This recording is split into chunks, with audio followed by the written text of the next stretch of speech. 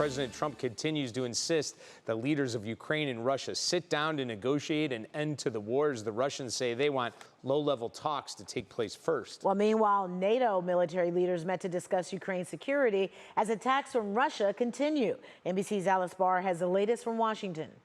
New questions this morning about whether a meeting between Ukraine's President Zelensky and Russia's President Putin will actually happen, while the White House voices confidence that it's on track. Sometimes leaders sitting down face to face can break the logjam that their teams don't necessarily have the ability to do. Russia is signaling it's in no rush for a leaders' summit, with top diplomat Sergei Lavrov saying lower-level negotiations must come first.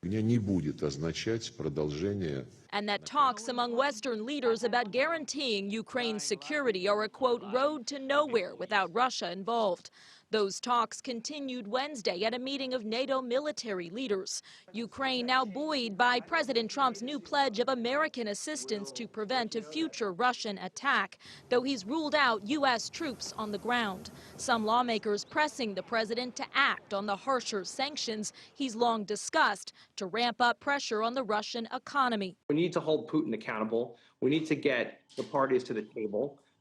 We need a ceasefire. With the Russian bombardment only intensifying, a former U.S. ambassador to Ukraine arguing Putin has no incentive to stop. They want to continue to pound the Ukrainians until they get what they want, and that's why standing up to them is the only way to do it. Ukraine's President Zelensky saying overnight his meeting with Putin is necessary to end the war, even as his team is preparing action plans if Russia backs out and its assault drags on. President Zelensky wants security guarantees for Ukraine's future to be hammered out within the next 10 days. One of his top aides in new comments is pressing for concrete and effective agreements, citing past efforts that failed to prevent Russia from going on the attack yet again. In Washington, Alice Barr, NBC News.